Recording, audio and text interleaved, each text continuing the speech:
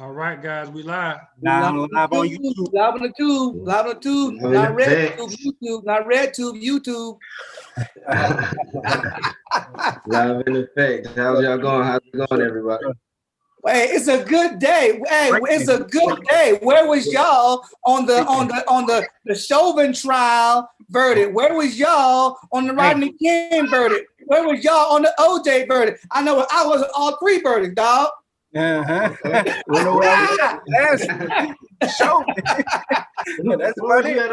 you at on the OJ verdict? Where was you at, Trevor? I was at KFC cooking chicken, dog. Oh man. Yeah, I was getting ready for the Million Man March. I actually was riding. Me and some brothers had done speeches for the Million Man March, and we were riding back to Tallahassee, Florida. And when they made the announcement on OJ, they so we're on the interstate. So like all the black people, as we looking at each other, like this, everybody's like doing like that, and all the white people were angry. Like you could just see them, like you looking at them smiling, and they looking at you like F you. You know what I'm saying? I was at KFC in the back cooking chicken, dirty as hell, flour all on me, right? Like yeah. That's crazy. I think this is my first big verdict, was like to watch and everybody be watching and like trying to see exactly what's going to happen. But it is 420. 420 That's for right. Right. But no, bro, let me stop you. You got the first big verdict, no sir, Zimmerman.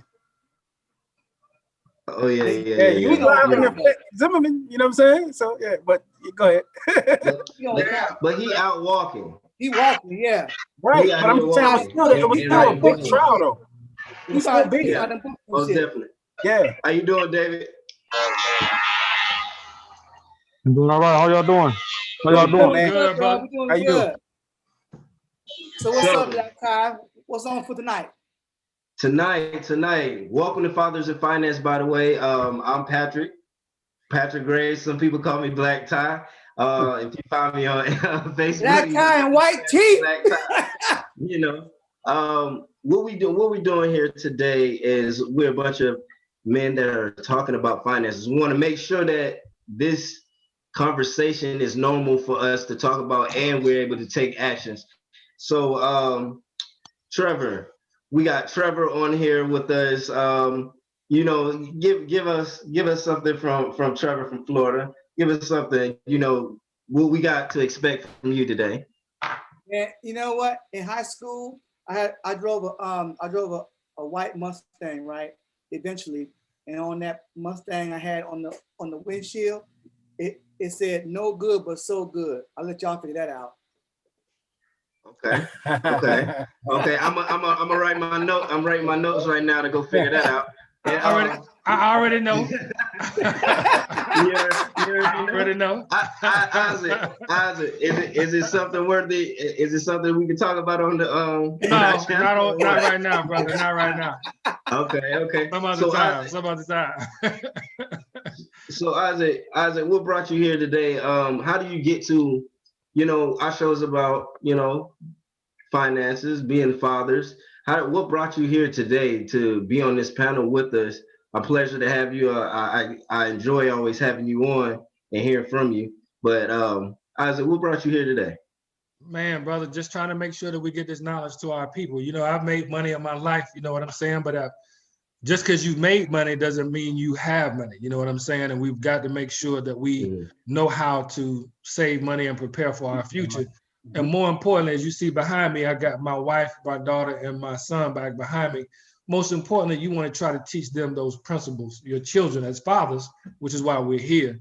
And you want them to be able to teach their children those same principles. And that's how we build generational wealth. So that's why I'm here, man, to try and not just give it to my children, but to give it to as many people as I can so that they can help their children as well.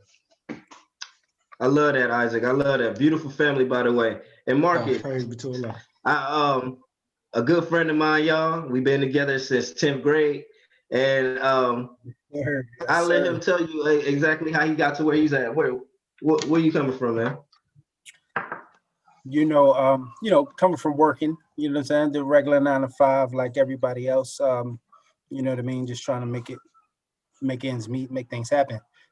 Patrick came to me sometime last year, like around March,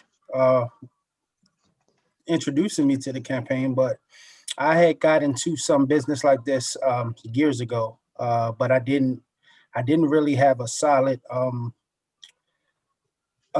income, you know what I mean? So it was like that or nothing, you know what I mean? And that's what kind of, shook me away from that, because I just had to make things happen. But learning, it's going to take you a little minute to get everything down pat how you need to. But he came to me, and before he could attest to it, but before he even explained too much, I'm like, bro, I'm already in.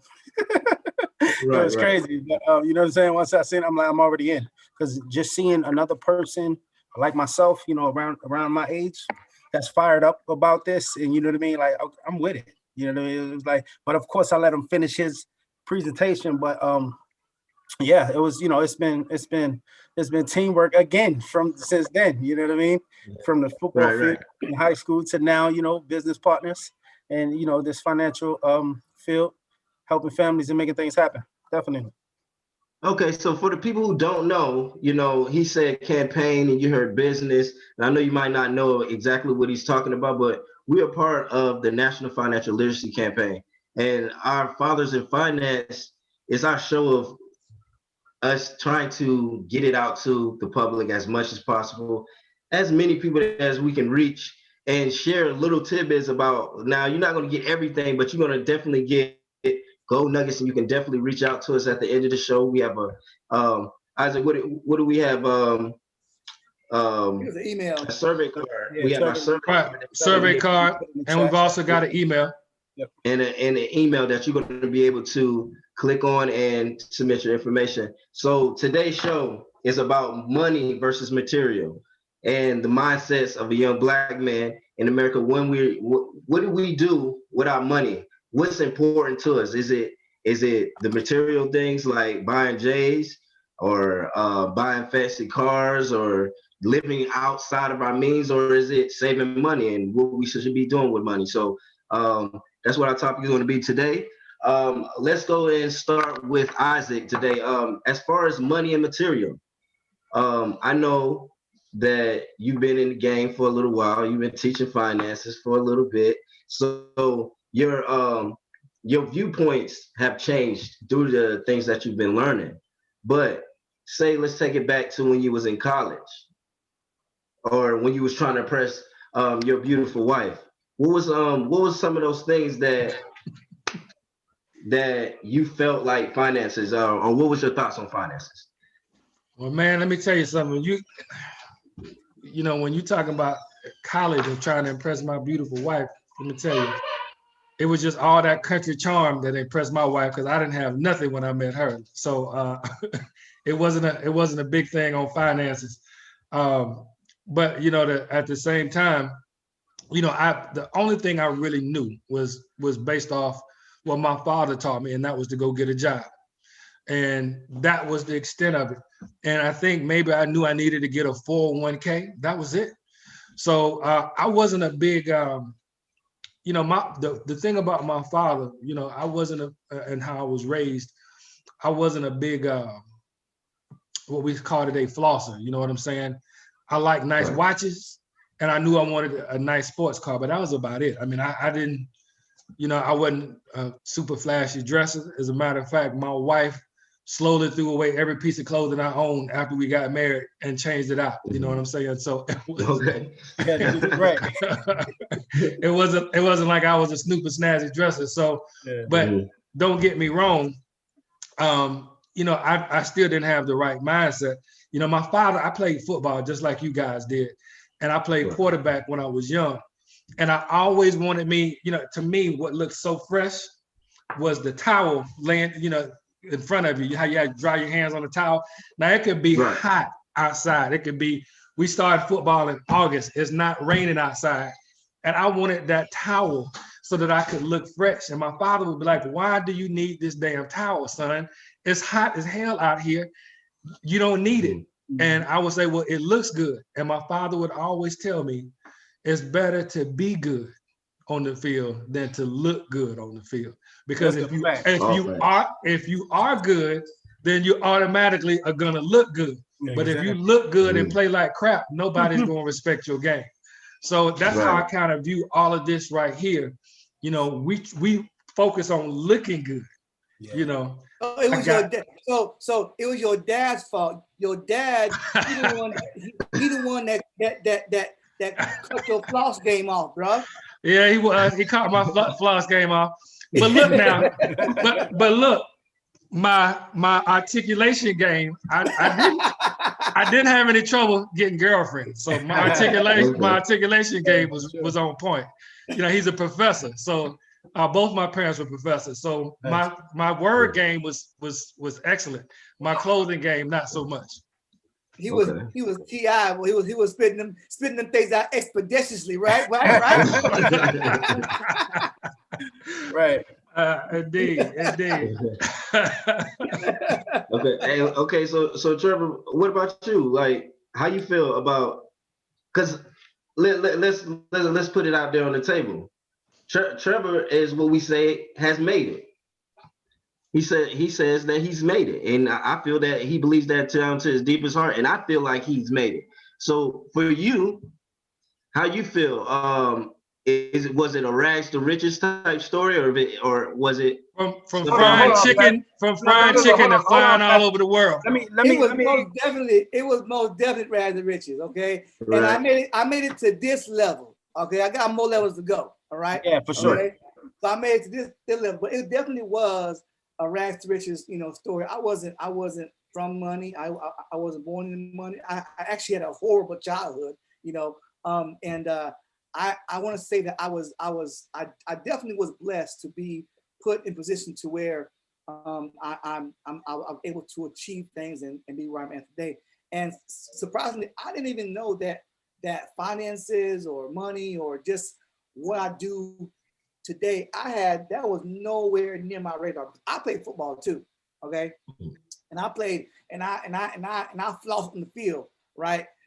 And looked and play, okay? So, but but schoolwork was not my thing at all, okay? I barely got into college, to play ball, barely, and I ain't embarrassed to say that. So my parents weren't professors at all. They didn't know nothing about money or anything. I just happened to stumble onto an opportunity or an organization that at the time it fit me and it fit my interest, and I learned that I was good at not handling, but I was good at figuring out how money works. Okay. And that's pretty much, I want to say, how most people that make it, that's kind of how they figured, how they get here.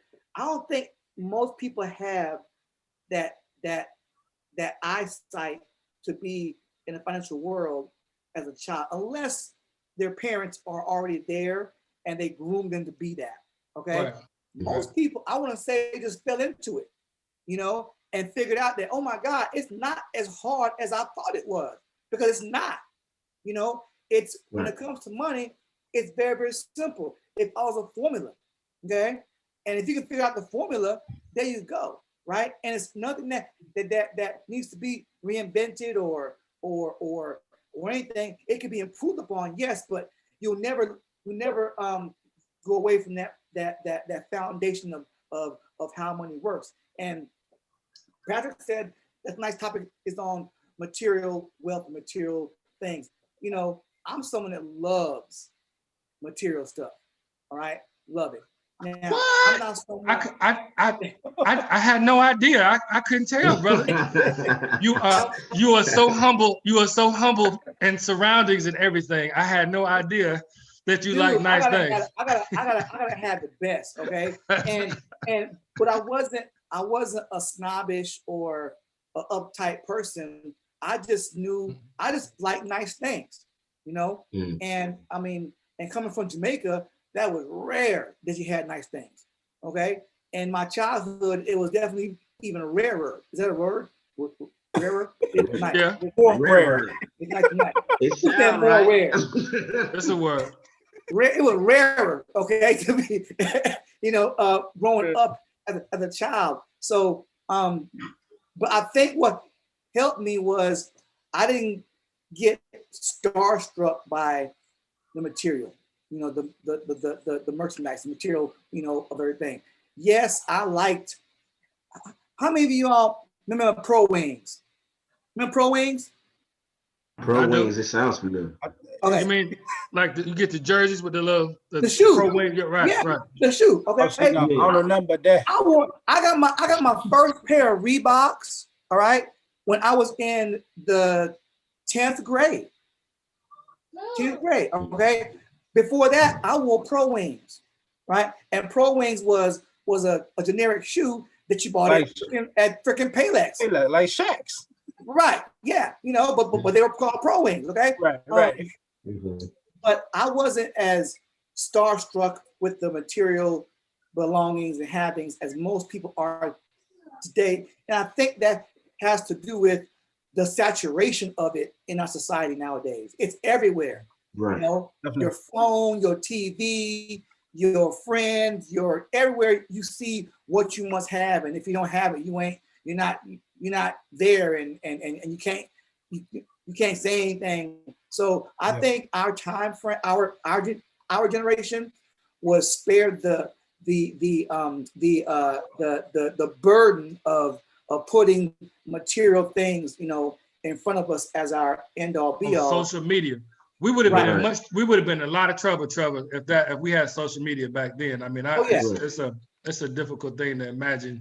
I mean, it's rough now for grown people. I can't imagine what it would have been like for us back then, let alone the embarrassing stuff we was doing back then. Yep.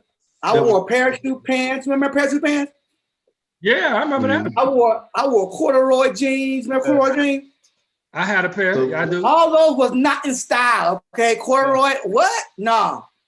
Corduroys wasn't in style back then. At a certain point, they were. They had to be in style. I had some corduroys when I was in elementary school. Yeah, I was at that time. But and I thought they was pretty banging. I ain't gonna lie to you. I thought I was the bee's knees. Nah. Corduroy was not the thing. Yeah. So what? My point in the topic right here, as far as money and material, is it is a very real pressure for our age group to look the part, even if you don't have the part. But it's kind of a backwards type of thinking, because I know a saying that say stay down until you come up, and living in your means is the way that you get to where you want to be at. So like, say when I was in high school, I never had any J's in high school unless I borrowed them from my older brother. I never had any J's or nothing like that. So once I joined the military, the first pair of shoes, because I couldn't afford it, was some J's. And I still got them to this day because I saved them. Like, hey, these are my first pair of J's. I never had this before, but in my mind, that was me arriving. Like, oh yeah, I feel good. I got this type of merchandise on me, but the merchandise is not really worth anything. And it's only just plastic. You know what I'm saying? It's plastic. So, it's not gonna gain any money. So let me ask you something, Patrick. I want to ask you something. So you said you felt like you were arriving. So to me, that's very key to me, because here you have a pair of shoes that you bought, and you were like, financially speaking, I have arrived because I now own a pair of J's. Explain that to me, man, because my mindset was ridiculous, but I still never thought that I had arrived because of a pair of J's. Not necessarily arrived like all of my finances was together, but I was getting to a point where I felt that I can afford the things that I wanted and I desired to afford. So that's just it's levels to it, right? Right. So once you get past a certain level, it's still another level that you're looking to attain to say, all right, I arrived now. Like, say okay, you have $1 million. If you make $1 million, you like, I'm rich. Yeah. But if you around a bunch of millionaires, they're like, $1 million ain't shit. I just spent that yesterday. You're not.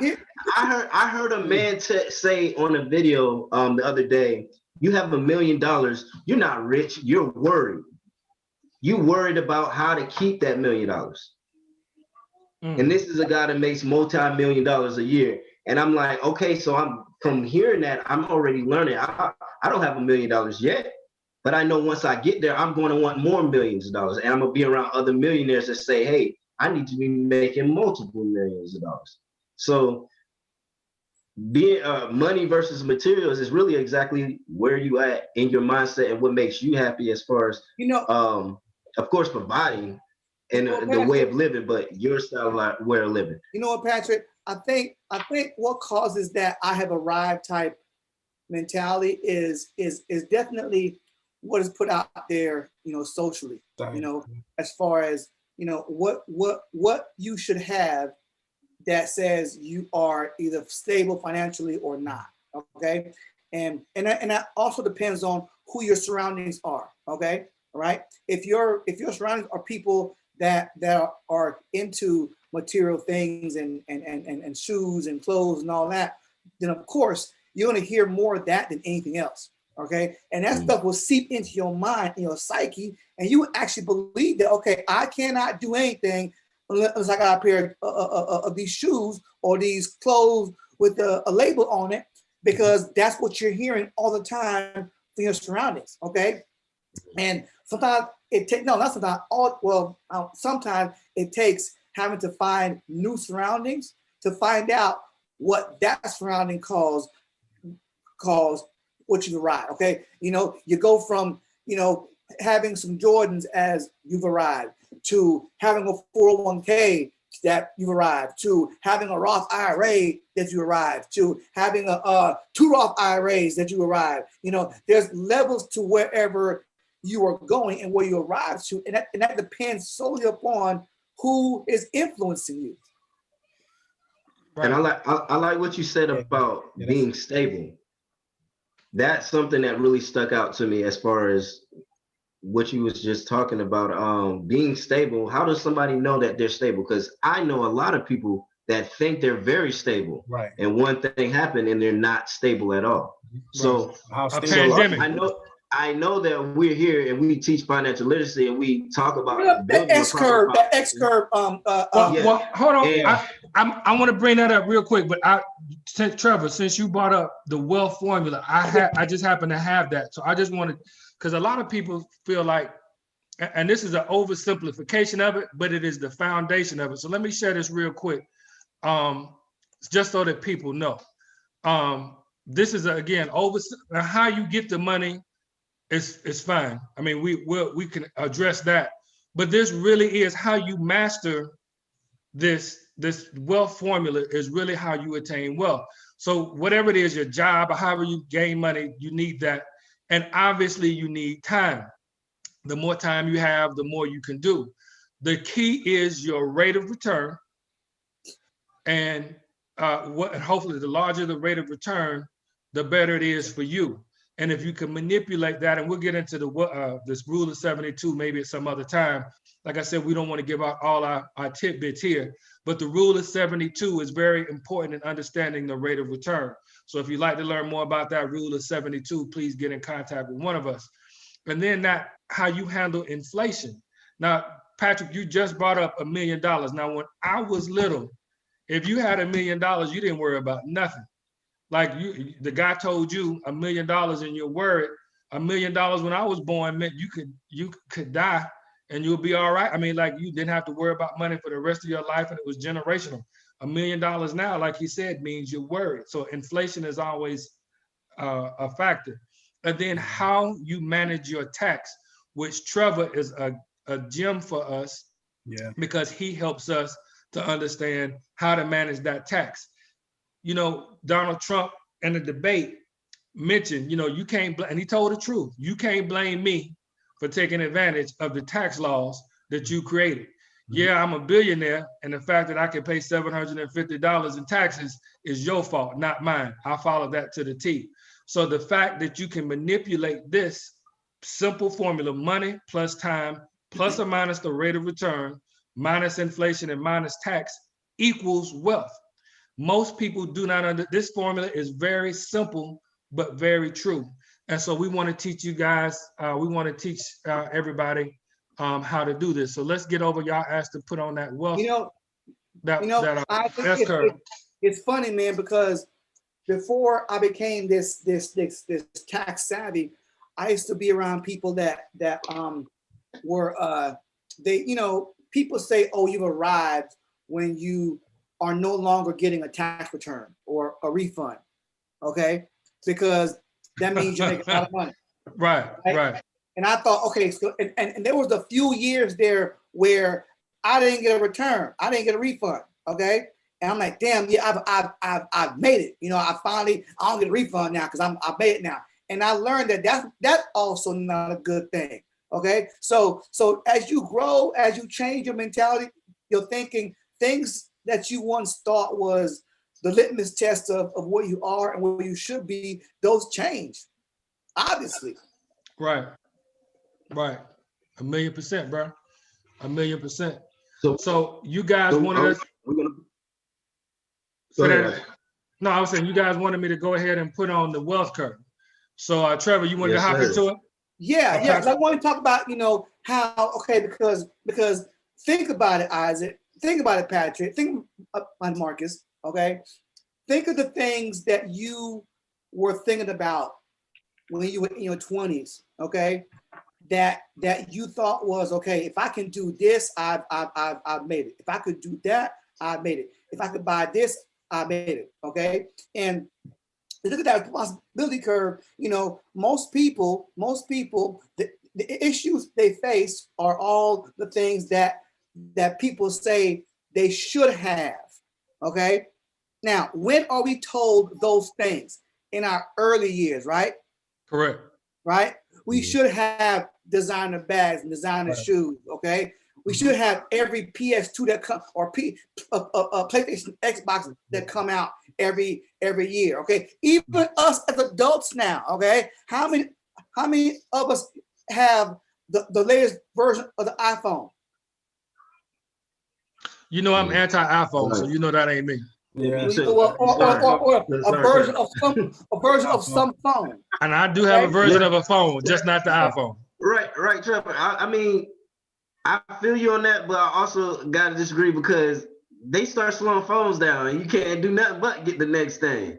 But before, because to be honest, y'all remember the Sidekick when the Sidekick came out and it flip up. If that thing upgraded like that, I would have kept that.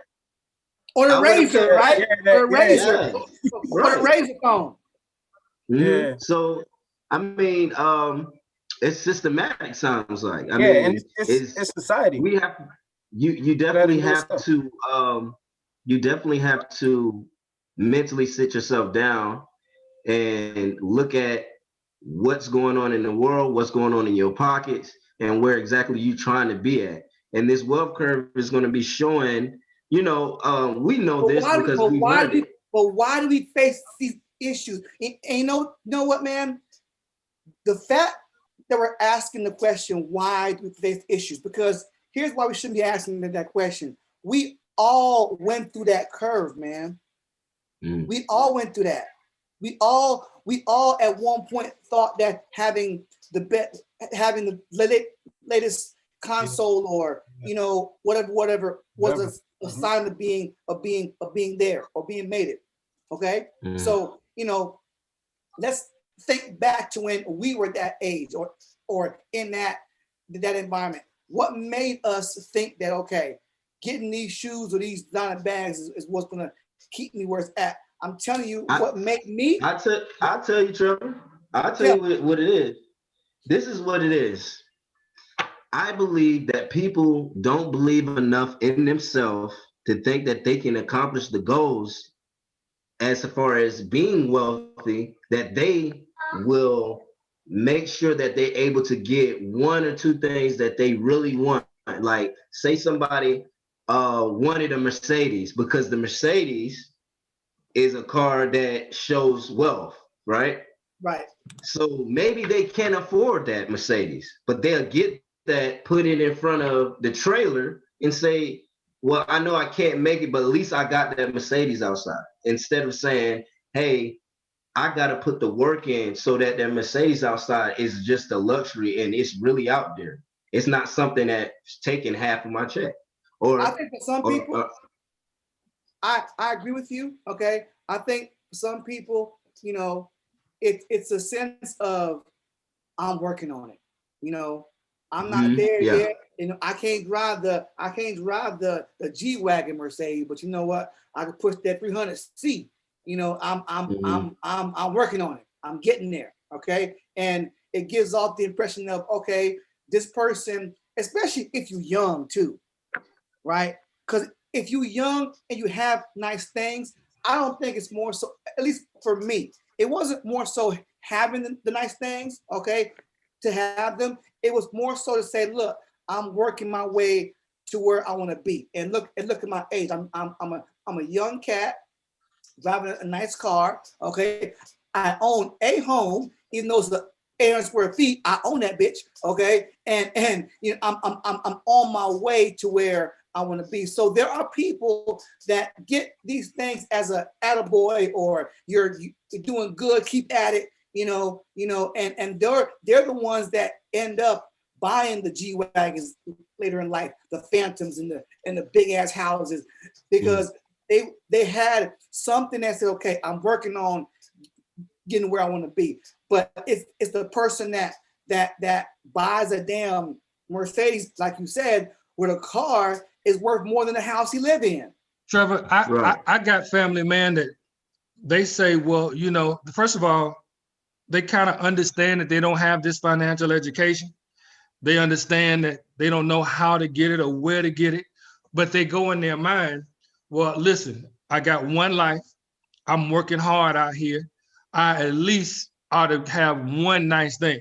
Right. So they go with that. So they get, and they get, I'm gonna leverage myself out on this Mercedes Benz, and you know it's gonna kill me, but at least I got this Mercedes Benz, and I'm gonna look flies. I don't know what. Now, if any other emergency happens, they out of luck. So okay, so Isaac, let me ask your opinion. Okay, you got to know someone like this. All right, okay, and I'm not gonna say, I don't want to say the job or whatever, but I knew people that had, like, they were like a custodian at our school. Okay, knew the job didn't pay well. All right, but dude saved up, okay, and bought his dream car, right? Yeah. And that dream car was nice. I mean, he put everything into that car, all right, knowing that he would never ever have a chance to get another car like that ever again. Okay, what's your thoughts on that? You know, it's sad, because if he had the proper financial education and he had saved up all of his money to put it in the proper vehicle, he could have as many of them cars as he wanted to. The fact that he saved up all of his money and put it in a depreciating asset is just, it makes me sad, because I know people like that. But that when they bought that car, huh? But what if he buying it just to say, you know what, I may never have anything else in life. I work hard. I blah blah. Let me buy this one thing that I can afford right now and just take care of it. Well, listen, man, when you get you a nice car and listen, I don't have any trouble with somebody, you know, if you're going to get you a nice car, you want to have something that's roadworthy, dependable, all that type of stuff. So I'm certainly not in favor of buying a cheap ass car, because you got to get around. So I'm with that. So I'm not saying that. But when you get to the point where, you know, like somebody saving up for a G-Wagon or whatever the car is, because they don't feel like they can get it. What I'm saying is, if you've got, Black people have the discipline to get whatever it is that they want, not necessarily what they need. And what I'm saying is, if we and our generation before us, and if we do a better job now, then that person can have the discipline to invest in himself. And then a little later on, he can have not just that car, he can have a plethora of cars because he's taking care of himself and he'll be able to go forward in the future. Now, let me ask you another question, okay? Coming from who you are as a financial guru, okay? don't put a guru on me yet. I'm studying. Right, cool. I'm studying. Who would you rather take under your wing? All right. Would you rather take someone under your wing who buys these things just to have them and look wealthy, or would you want to have someone under your wing that buys something because he feels like that's all he'll ever be able to afford and have, and he buys it and takes care of it? Okay, and he may have it for years. All right. But he has this one little thing that he calls his, it's his baby, right? And he saved up for it. He put in like 2 or 3 years of checks to buy this one thing that he ain't gonna never let go, okay? And he gonna take care of it. Who would you rather have on your wing? Someone like that, or someone that just keeps putting money into these things to make them look wealthy? I'd rather have the latter, the brother that took the 2 or 3 years worth of checks and put it in there, because he has discipline. And as long as I can get to him and change his mindset and say, listen, man, if you got that discipline to get a depreciating asset, then now I see why you're in a guru, okay? The correct term there is the former. Look, man, why I want somebody that way? Yeah. The latter is the last guy. The former is the first guy. Say what? The former is the first guy. The latter is the last guy. Did I say the former? I said latter. Well, you were talking when you first started. You mentioned the guy that just threw money away, and then you went and the last part you explained the money that saved, and then you went back. You're right. You're right. Check me. I was wrong on that. You're right. I did say that. My bad. Good check, Isaac. Good check. Now look, come on. You listen. I'm gonna need you to stick to the trivia because you can't remember these topics. You confusing me up here. You're right. You confusing me up here, brother. Right. What's going on? I can't remember shit. Oh man. So anyway, no, I want the dude that's disciplined, man. I want the dude that's disciplined. You don't want the dude that's disciplined? I mean, I would take them both, but for easier. I was gonna say. Go ahead, Marcus. I would definitely. It'll be a tough one, but I would take the young guy that purchased all the flashy stuff what he likes. Why? It's because I can be that example for him to show him and change that. Now, the guy that's saving up the checks, yes, he has great discipline, and that's good. You know what I mean? For the long game and what we really would want to set him up with. But I would take that chance and change, and help the guy understand, how buying all that material stuff is really not as important as he think it is. Just trying to keep up with society and what they say is, good to have, or what's the fashion, or You know what? I can see your point too, because some people may say the guy that just saves up the money and buys that one little toy, he may be lazy. Mm-hmm. And the guy that buys that new thing every year, he got some drive. He's making some money. Right, he needs some good direction, right? Yep. I can see that. Okay. I can see that. Definitely. So the second part of this Kurt. So we want to thank Tanisha. First of all, we want to get better, girl. We want to wish her well wishes. She's feeling a little bit under the weather, so we're sending her a lot of virtual love out there, a lot of virtual hugs. So we want to thank her. She did this right before having oral surgery, so we want to thank her for doing that. We really appreciate her. And your mouth, oh man. Oh man, it was rough. So I can imagine. So the responsibility curve here, when you start looking at it, assuming you got both parents, that's 200 with children. That's $233,000 that you're going to be spending versus 172. I say that's fairly conservative. That's me. Yeah. Debt, student debt, 52,000 in loans, credit cards, 27,000, 67 in car loan debt. All of this stuff is still conservative. College, $120,000 for 4 years. Average mortgage, $1,383. Life insurance. So what now? I know she didn't pay, but what would have been your daughter's? Well, she was in Georgia, so we had in-home tuition. Okay. So that was I can't remember. I think that might have been maybe 8,000 a year for in-home. But for my son, when he got offered to go to Auburn, so he got offered to go to Auburn, but I think we looked at Georgia and a couple of other schools. They were talking about 40 a year. Damn. Mm. University of Tennessee was 30 a year. For education. That's right. That's 40 a year. And so my son was like I said, my son is like a mathematical genius. So he missed like one question on the math part of the SAT. So they were going to kind of give him a little bit of money and let him try to walk on to the baseball team to try and get that money down. Right. But we still would have come out of pocket at least 16, 17 a year. Man, you got some smart sperm, boy. All right, man. All right, let's get yeah. Look. Oh man. Look. So Sperm wear glasses. Look.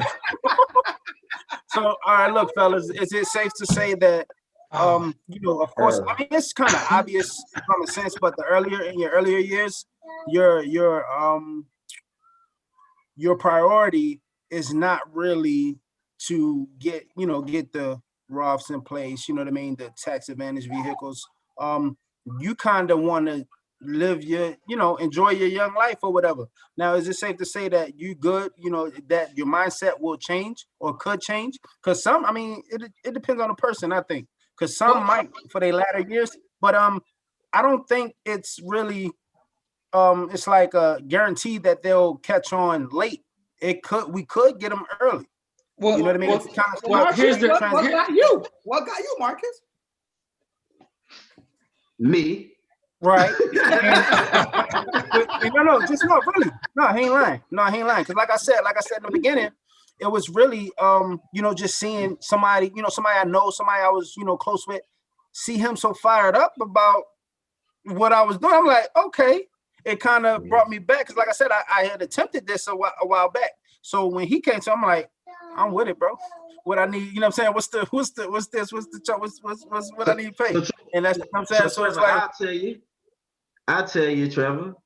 I'm a forward-thinking person. So responsibility. When I seen this X curve or responsibility curve, we got to understand that we have more responsibilities as a young person. A young person coming in, we leaving college. We may have those college dues like Isaac talked about. He had to pay.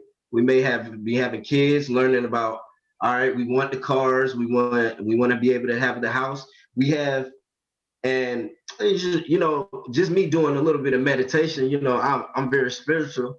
I talk to God and try to understand myself as far as.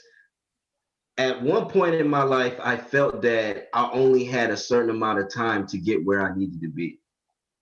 I needed to be successful by 25. I needed to have this amount of money by this time.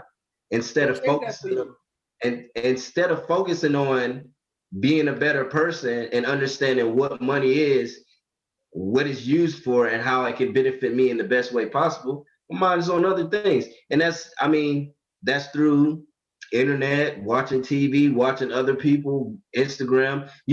Like I said, it's a pressure. That pressure that we talked about earlier will get people messed up because in the time that they should be grinding and putting things in place so that curve meets, because a lot of times people's X curve do not meet. They do not cross. They stay straight the entire time. So instead of focusing on learning more about how money works and how to invest your money in the right places, so when you do get older And what you define as older is another thing, a whole nother issue. And I'll touch bases on that a little bit. But when you do get of age, when you make that money to do those things that you want to do, you already there, and your X curve has changed and has crossed. But a lot of times people X curve don't cross because we're worried about those material things. You know what I mean? And looking the part. Because I don't think you're right, Patrick. I don't think that most people, I know I don't, actually remember when that shift in thinking happened. But I think for me, and probably for most people, you can probably pinpoint the time frame it happened, and I could almost guarantee the time frame that it happened was when your circle of influence was changing. You know, possibly, yeah, but I would think too that it also has to do with your children. Like for me, you know, you children, man, make you focus on stuff. You know what I'm saying? So I think that's true what you said, Trevor, but my circle of influence changed after I had children. Because at that point you're just all right, now I need to figure some stuff out. You know what I'm saying? So that's facts. You know, once you have children, you go, all right, man, what like that, the first term policy. Now I had a little work insurance, but the first term policy I went out and bought was right after I had my children, you know, and I knew I needed to get have a certain amount of money in case I died. I didn't want any, you know, my children left up out of there. So I left without anything. So that's the first thing I took care of, was getting a large term life policy. But I still didn't know stuff about like the IUL that we have today. I mean, all I knew was I had one level of protection. That's the only thing that I knew. And I didn't have the type of education that I needed to go out and protect them further. You know, you know, even though my daughter got a scholarship and a fellowship to University of Texas, you know, what I learned here was whatever money that you earn for school, you get, and once your bills are paid, you get to keep that. I mean, can you imagine if I had enough common sense back then to know, you know, all right, my baby girl is gonna get a full ride and everything that I earn for it, I could just give that to her tax free. That you know what I'm saying? That like it's I mean, that circle of influence is important, man, because you know, I tell my kids, they're not lucky. Okay, I was lucky. They're fortunate. All right, they're fortunate that I was lucky. Okay, because we all came to like Isaac, whose sperm was already reading with glasses and shit already. You know, listen, hold up. Yeah. My wife graduated. My wife is the one that graduated summa cum laude. I graduated. Thank you, Lord. So that's how I graduated. Thank you, Lord. Thank you, Lord. So yeah, my kids are fortunate that I was lucky enough to just, if you want to say snap out of it, or snap into it. Because for me, everything changed for me once I changed who I began to hang around. For me. Yeah, that's right. I can agree with both of y'all because my circle changed as soon as I had my first child too. Or no, not even when she came. As soon as I found out she was coming. When she was en route, I said, it was like I'm in a dark room and something started knocking on my head like, hey, wake up, brother. Wake up, brother. You got real life stuff that's about to happen and the games is over. You're not only playing the game just to make mistakes, you playing for keeps. Right. Everything, every decision that you make, somebody's life is gonna end. Somebody's life is affected by that. Every decision you make right now is going to be affecting my years, where I will become, and who I am going to be in 5 years. Depends on everything that I do today. It depends on what decision I make, who I put myself around. So that goes into the responsibility. Now, Patrick. Now, Patrick, Marcus, Isaac. Let me tell you something. Trevor Evans, okay. Trevor Evans, in this process to get where he's at now, Trevor made a lot of mistakes, right? That he learned from, and a lot of them I wish I didn't go through, right? But I went through them, and I would say a little bit over half I knew better, but just didn't choose better, right? So I definitely am not saying that I didn't get here unscathed or without any baggage or whatever you want to call it. And I tell my kid, I said, look, experience is the best teacher, yes, but you necessarily don't want to have your own experiences. Learn from someone else's experience. Yes. Learn from my experiences, because I did a lot of things wrong, and that helped. So before we go any further, for all you new people on here, and for everybody that's going to view later on YouTube, this is what a true wealth curve looks like. So on the left-hand side, and we're just going to explain it, and then maybe what we showed earlier will make a little bit more sense. So generally, when you start out, when you are younger, you are typically, unless you're born with a silver spoon in your mouth, you're generally less secure. And you've got, when you're younger, you're creating your family, you're in the process of building wealth.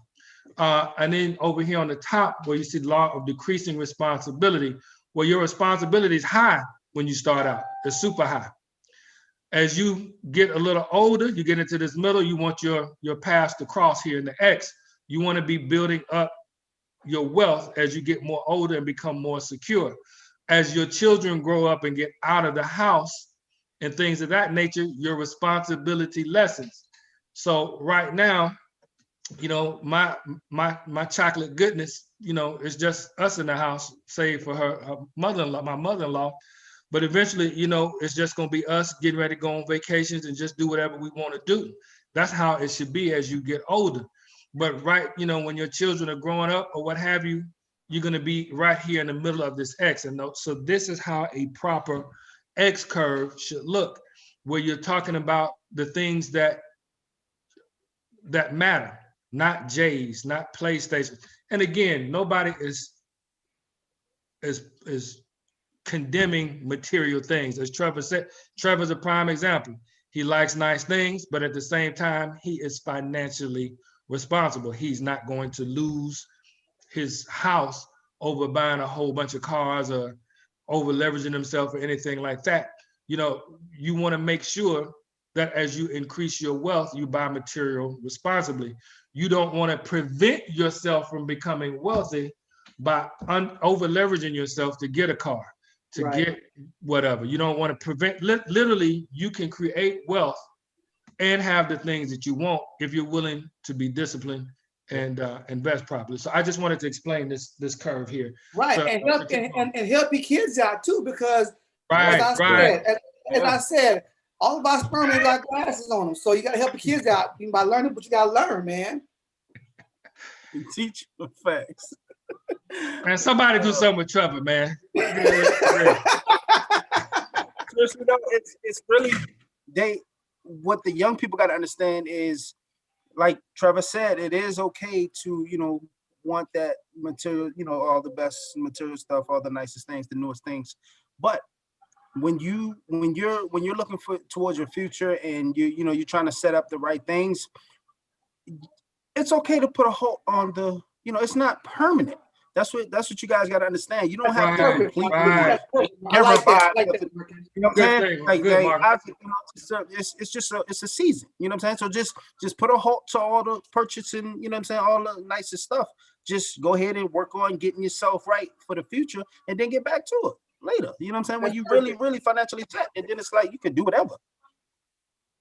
Indeed. Excellent point. Because people do forget that. Okay, everything gonna come and go. Everything is in season, right? What the Bible say? A time to live, a time to die, a time to laugh, a time to cry, all that stuff, right? Yep. So yes, we try, and I think I see it every day where and I hate to say these young people because I'm young too, where they try to hold on to that moment forever, nah, man, things gonna change whether you want to like it or not. And if you can come to that understanding earlier in life to say, okay, I went through my early 20s, focusing on this stuff. Now I'm 20, I'm 27, 28, I got one in the oven cooking, let me just slow down a little bit, and get some responsibility going on and pick it up again later. That's a great point, Marcus, because I don't think anyone even thinks about that. That just stop for a little bit.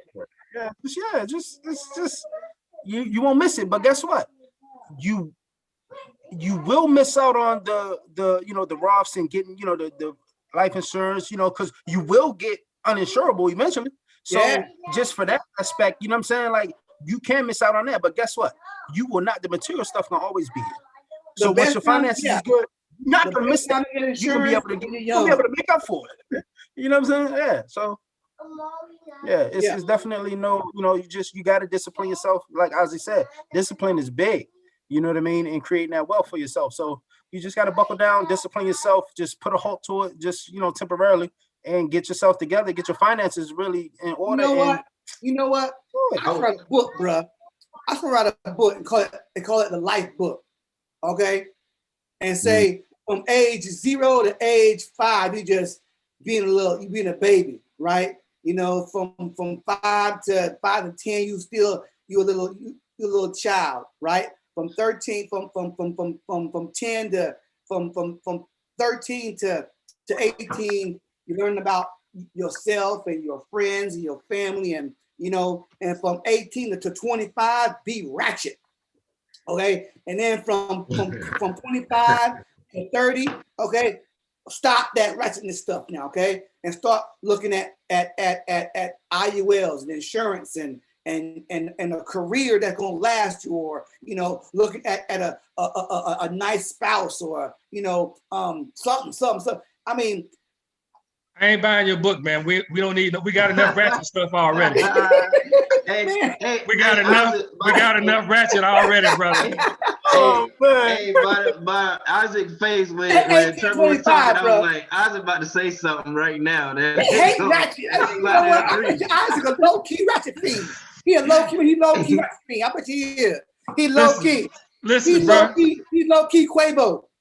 Listen, I'm low key about a lot of things. I'm just saying, you just can't put it all out there.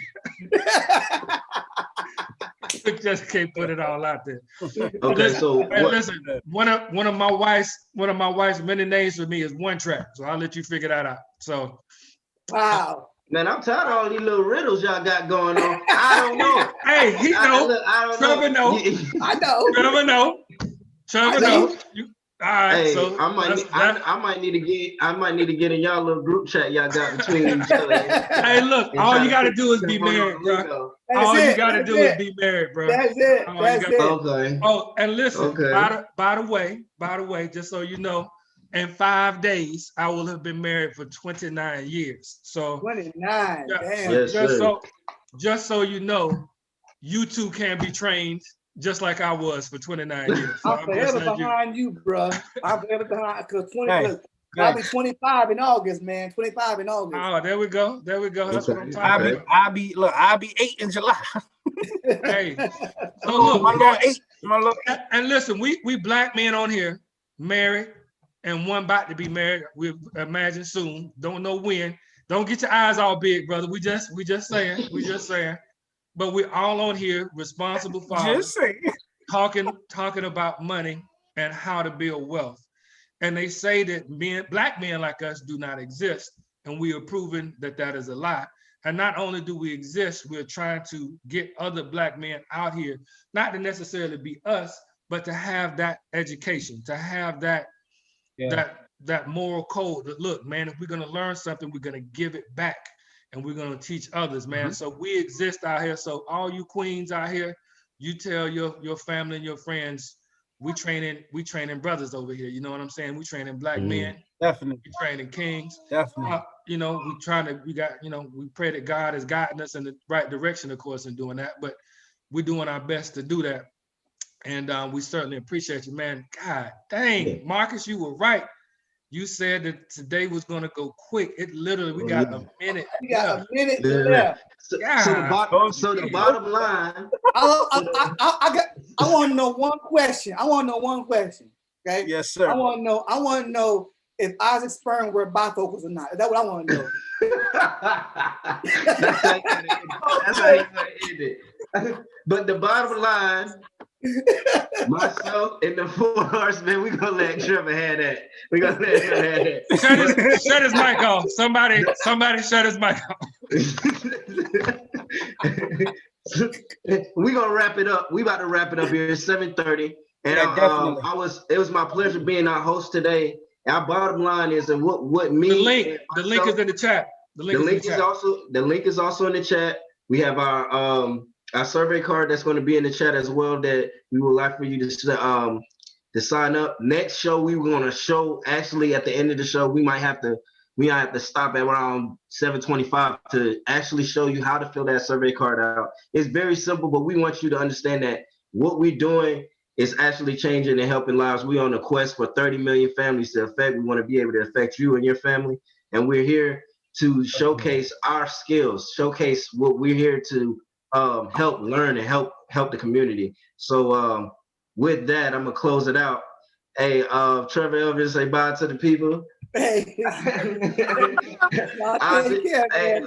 Isaac Crossley. Listen, that's right. I'm Pawpaw. I'm Grant, as my wife is now calling me Grand Zaddy. So, I'm going to accept all of that. Oh, Grand Zaddy. That's what my wife is calling the brother. So, that's where we're going to go. And listen, just a reminder, we talked about the rule of 72. We didn't explain it very much. Get with us. We're not trying to we want to give out the nuggets, but give us a call so we can properly explain it. It's hard to do it all in an hour. So make sure you give us a call so we can explain how that rule of 72 benefits you. Awesome. Fantastic. And shout out to Marcus Hunt for being on with us. We appreciate you. Of course, man. Appreciate y'all. It's always a pleasure. I'll let you space. Right. I knew the show was going to be out of this world. You know what I'm saying? Tonight. Right. Well, good show tonight. But yeah, I appreciate y'all tuning in. Oh, man. Everybody that did, for sure. Definitely. All right, no good but so good. Hollering out. Say peace out.